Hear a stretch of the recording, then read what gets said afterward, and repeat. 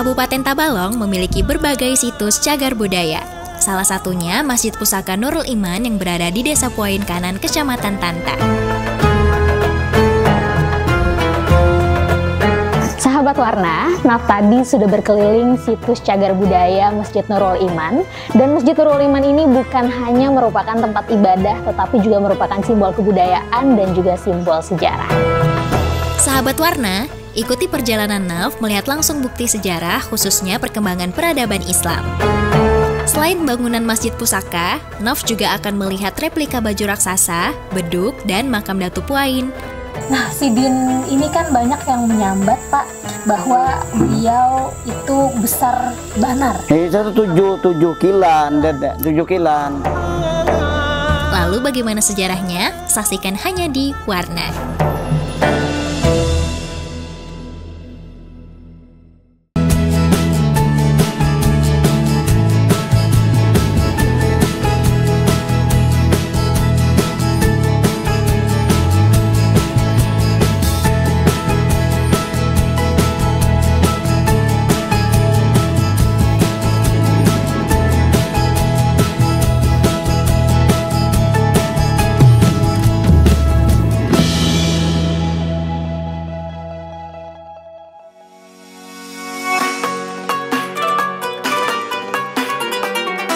Sahabat Warna, berjumpa bersama Nafisa dan hari ini Naf sedang berada di Masjid Pusaka Nurul Iman di Desa Puain, Kecamatan Tanta. Dan informasinya di sini ada cagar budaya yang dilestarikan. Nah, sahabat Warna penasaran? Yuk ikuti Nafisa.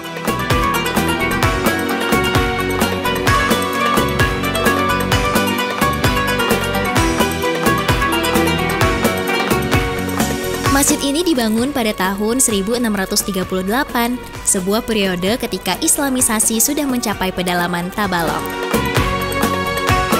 Tokoh kunci yang berperan dalam pembangunan masjid ini adalah Khatib Dayan. Pola dakwah Khatib Dayan sendiri terbilang unik karena selalu membangun masjid di wilayah dakwahnya.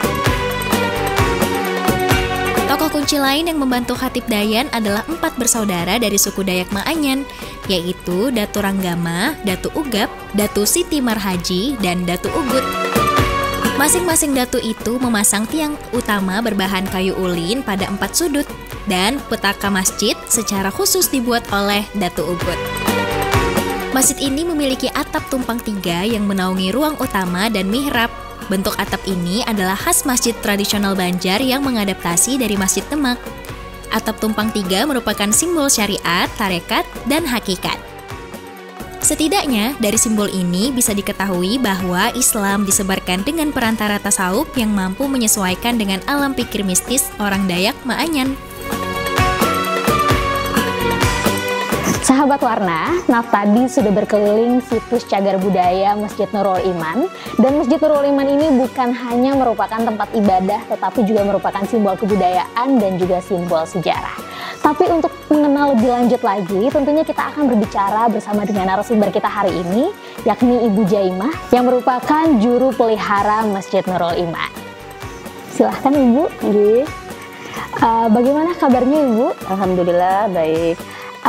Saya mohon izin bertanya Ibu, sebelumnya apakah orang tua Ibu juga merupakan juru pemelihara di Masjid Pusaka ini? Dulunya Abah ulun yang memelihara masjid ini sebelum ulun.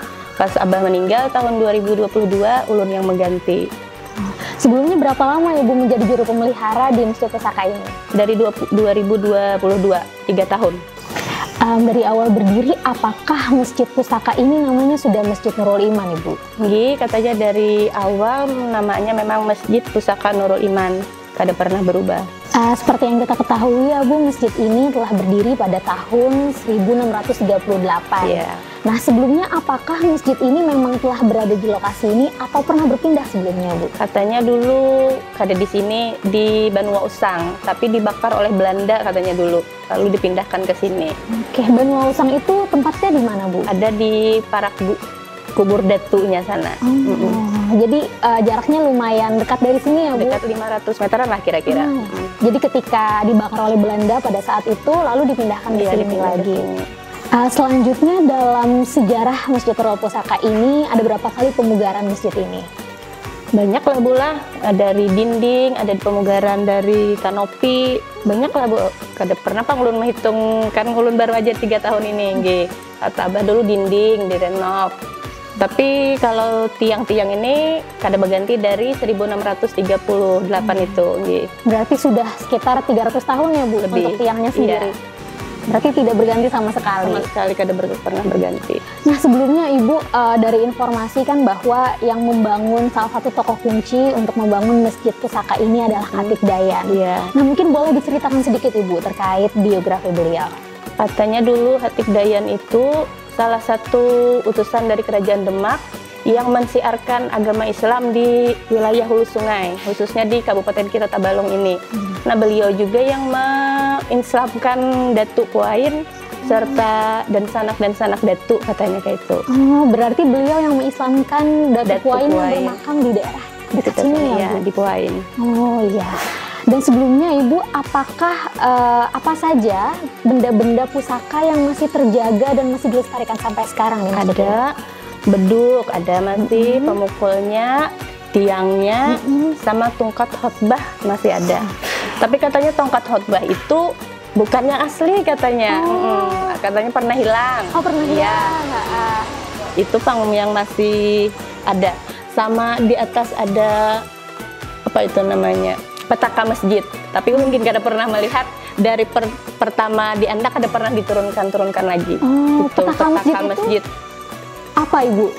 Dari kayu ulin katanya. Oh dari kayu ulin. Oh letaknya di atas. Di atas. Paling atas masjid berarti. Ulun pun kada pernah melihat. Oh, berarti dari tahun 1638 belum ada renovasi sama sekali ya Bu dari Iya, petaka. dipindah langsung ke atas itu. Langsung ke atas. Kada pernah diturunkan lagi. Oke. Baik Ibu, setelah ini sepertinya Naf akan melihat-lihat terkait benda-benda peninggalan di Masjid Pusaka ini. Jadi setelah ini Naf ingin melihat-lihat ya Bu. Oke, Mungkin mohon bisa. izin Ibu untuk bisa memandu Naf untuk melihat-lihat. Bisa. Dan tentunya sahabat Warna, setelah ini kita akan melihat benda-benda pusaka yang ada di Masjid Pusaka ini. Tentunya sahabat Warna jangan kemana-mana, tetap ikutin Naf di program Warna.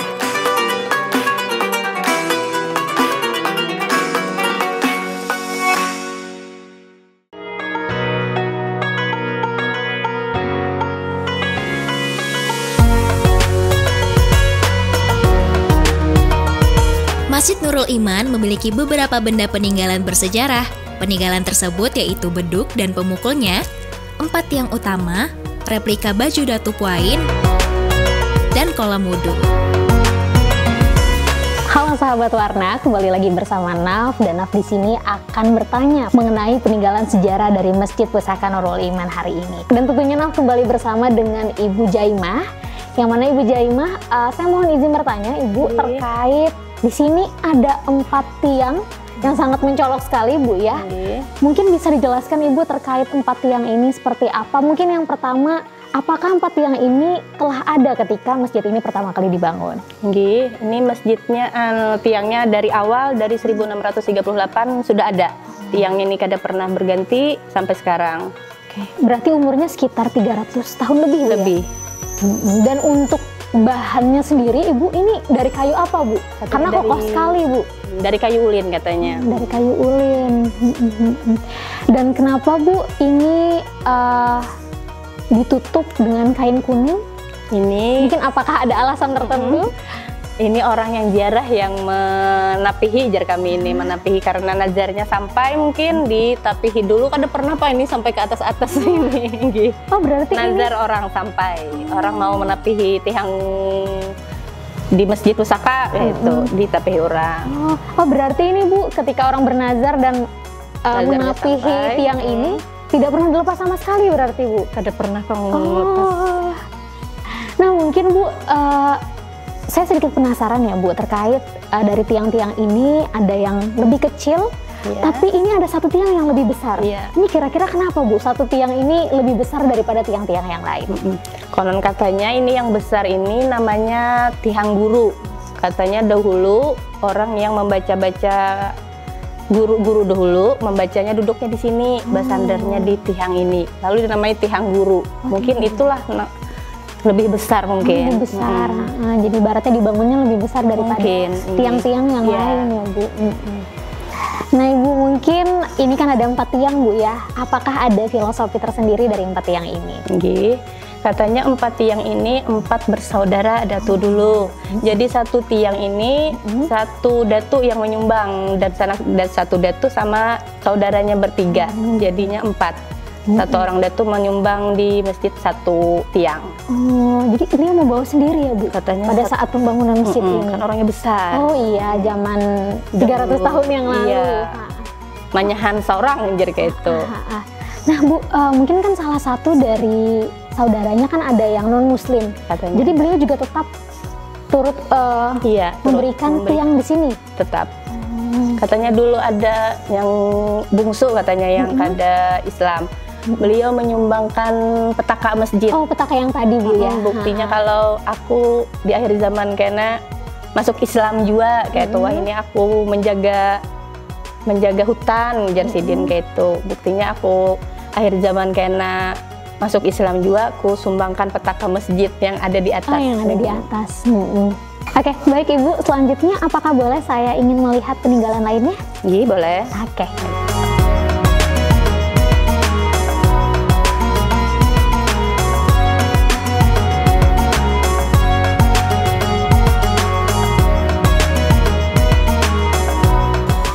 Sahabat Warna, ini adalah salah satu peninggalan di Masjid Pusaka Nurul Iman, yakni pemukul beduk. Nah, untuk pemukul beduk ini sendiri, Ibu, sudah berapa lama umurnya? Apakah sama umurnya dengan tiang-tiang yang ada di sini atau mungkin lebih muda? Iya, untuk umurnya sama aja Bu, dari 1638 tadi. Oh, berarti sama-sama dari awal berdirinya masjid ini. Dan untuk kayunya sendiri ini terbuat dari kayu apa, Bu? Dari kayu ulin. Oh, berarti sama kayak tiang, Bu, kayak ya? tiang, Dan ini kenapa ya, Bu, pemukul beduknya ditaruh di dalam kaca seperti ini? Ini katanya dulu Bu, banyak orang yang ziarah. Tuh kayu-kayunya diambili. Nah, jadi takut kalau habis, jadi dikacai. Jadi kata kawan lagi yang datang ziarah nih mau ambil kayu. Mungkin bunya disenjimat, mungkin diambil-ambil. Kalau kata orang Banjar, pepikat biasanya, Bu. Jadi supaya kada habis, jadi diberi kaca. Ya, ini berarti belum pernah dipakai lagi ya, Bu, setelah sekian lama ya? Kada pernah dipakai lagi. Berarti memang dijadikan salah satu peninggalan aja, Bu, ya, dan dijaga baik-baik berarti.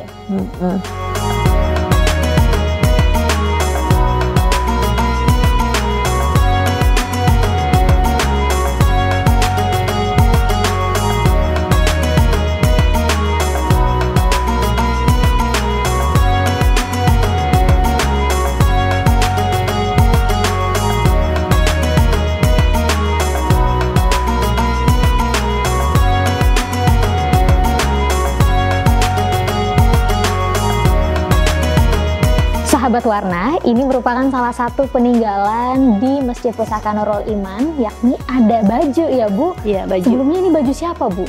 Baju Datu Puain. Oh, baju Datu Puain. Ini baju asli atau replika? Ini baju replika aja. Oh, baju replika. Yang aslinya katanya dulu hilang di Bupati Badarudin. Kada tahu lagi di mana kayak itu. Sampai Wahini Sidin yang meminjam dulu, kada tahu lagi di mana. Jadi letaknya. Tapi ukurannya masih sama seperti yang asli. Oh, berarti ibaratnya ukurannya tetap disamakan seperti baju yang aslinya. Tapi bukan yang asli ini. Dan ini kan sangat besar sekali ya, Bu. Untuk ukurannya sendiri kira-kira ini berapa meter kira-kira atau berapa ya, Bu, lebar dan panjangnya? Dulu orang menyambat tuh baju dada pitung kilan. Amun ukuran jelasnya ulun kurang tahu juga.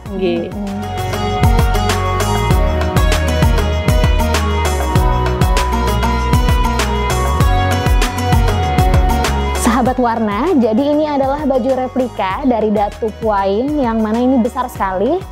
Dan seperti yang dibilang dengan Ibu Jaimah tadi bahwa ukurannya 7 kilan ya, Bu? Iya, 7 kilan. Dan mungkin ini alasan kenapa ada 4 tiang di sini tadi yang disampaikan sama Ibu Jaimah. 4 tiang di sini diangkat langsung oleh beliau, karena memang beliau sebesar ini, Bu. Jadi bisa mengangkat tiang-tiang yang besar ada di sini. Sahabat Warna, ini juga merupakan salah satu peninggalan di Masjid Pusaka Nurul Iman, yakni beduk. Dan tentunya bersama Ibu Jaimah, saya ingin bertanya terkait beduk ini. dari umurnya sendiri, apakah beduk ini juga hadir bersamaan ketika masjid ini hadir, Ibu? Nggih, katanya sama Bu, dari tahun 1638 juga. Oh iya, berarti umurnya sama ya, seperti masjid ini berdiri. Sama. Untuk bahannya sendiri, ini terbuat dari bahan apa, Ibu? Kayu ulin katanya Bu. Oh, berarti sama ya, Bu? Semuanya dari ulin. Dari tiangnya kayu ulin, tadi dari pemukul beduknya sendiri kayu ulin. Beduknya pun dari ulin. Katanya beduk ini dibagi 3, satu pohon tuh dibagi 3. Yang di paling bawah Masjid Pusaka Nurul Iman, yang di tengah Masjid Banu Alawas, yang paling ujung Masjid Pusaka Paran diparingin. Oh, berarti ini ada kesatuannya ya, Bu.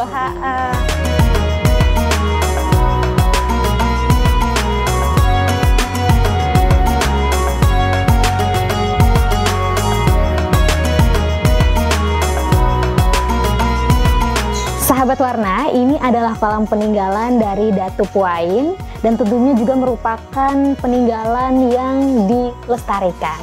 Nah, untuk kolam ini sendiri, apakah memang ada dari awal masjid ini dibangun, Ibu?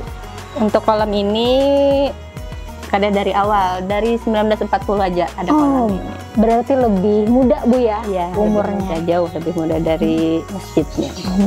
Dan untuk yang membangunnya sendiri itu siapa, Bu? Mungkin masyarakat. Masyarakat. Katanya dulu tinggi. Oh, berarti dimasukkan ke tanah katanya. Kalau bisa tinggi. Iya, setinggi ini ya. Ini biasanya digunakan untuk orang berwudu ya, Bu, zaman dulu. Wudu. Sekarang fungsinya bisa sebagian ada yang masih wudu, tapi kebanyakan pakai keran. Sekarang wah ini dipakai gasan orang ziarah. Bisa mandi anak, tinggi. Jadi ibaratnya sebagai orang-orang ziarah atau mungkin orang bernazar, Bu ya. Iya. Biasanya memandikan anak atau mungkin kalau bahasa Banjar beting bungas biasanya. Sahabat Warna, kita sudah mendengarkan penjelasan dari Ibu Jaimah mengenai peninggalan-peninggalan di Masjid Pusaka Nurul Iman ini. Dan sangat menarik sekali dan tentunya hal ini menambah wawasan dan pengetahuan kita terkait cagar budaya yang ada di Kabupaten Tabalong. Dan sahabat Warna, katanya di dekat sini juga ada makam Datu Puain. Dan tentunya kita akan berkunjung ke sana. Jadi sahabat Warna jangan kemana-mana dan stay tune di sini.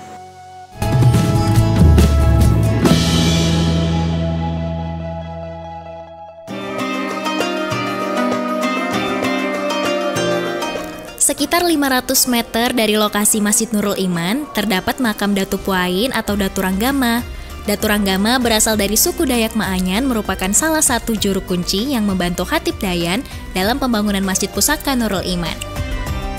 Makam Datu Puain kini berada di tengah perkebunan karet salah satu warga yang merupakan juru pelihara makam. Tak banyak yang tahu, syiar Islam di Tabalong disebarkan oleh 4 orang keturunan Dayak.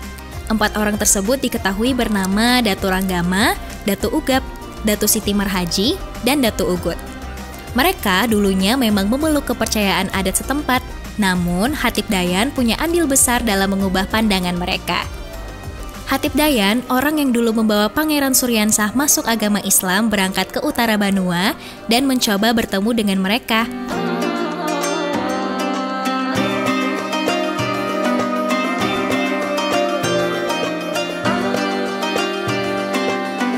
Kembali lagi sahabat Warna, kali ini Mas sudah ada di makam Datu Puain atau Datu Ranggama, yang mana kali ini kita akan mengulik lebih lanjut terkait sejarah beliau.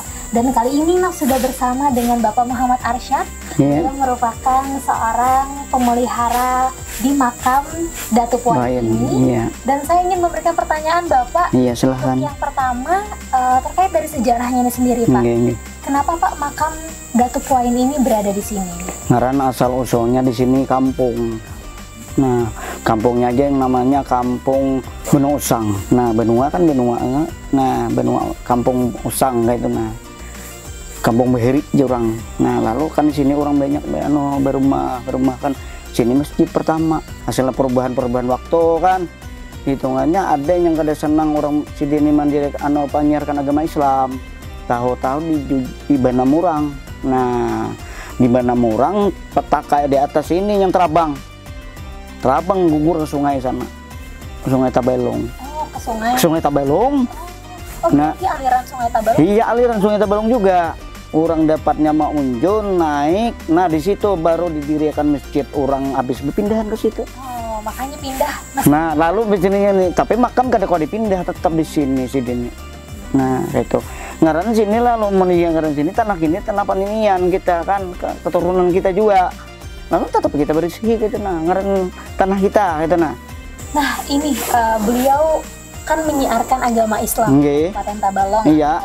Di Desa Puain. Desa Puain gitu. Nah mungkin Bapak bisa jelaskan sedikit bagaimana perjuangan beliau menyiarkan agama Islam di sini.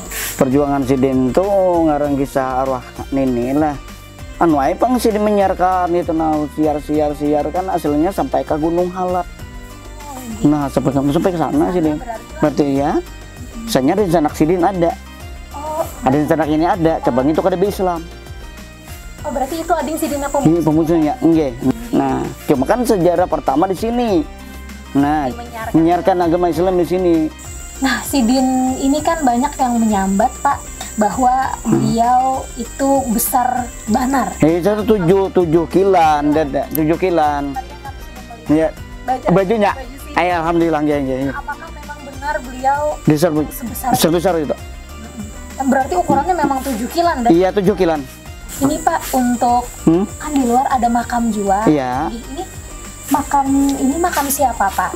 Anu Sidin, anak buah Sidin. Anak buah Sidin. Anak buah Sidin kan. Ini ada beberapa makam. 2, 3. Tapi di sana banyak cuma kan orang kampung. Nah, kan banyak dikubur-kubur kan. Yang orang kampung asal karena banyak yang kubur cuma yang utamanya intang masjid ini yang beano kan itu ngaran Sidin yang berkubur di sini. Baik sahabat Warna, itulah tadi perbincangan kita bersama Bapak Muhammad Arsyad. Terima kasih Bapak atas Iya sama penjelasannya, yang mana Bapak telah menjelaskan sekali terkait sejarah mengenai makam dari Datu Puain ini. Dan mungkin kita mau lihat-lihat dulu. Ya, silakan aja.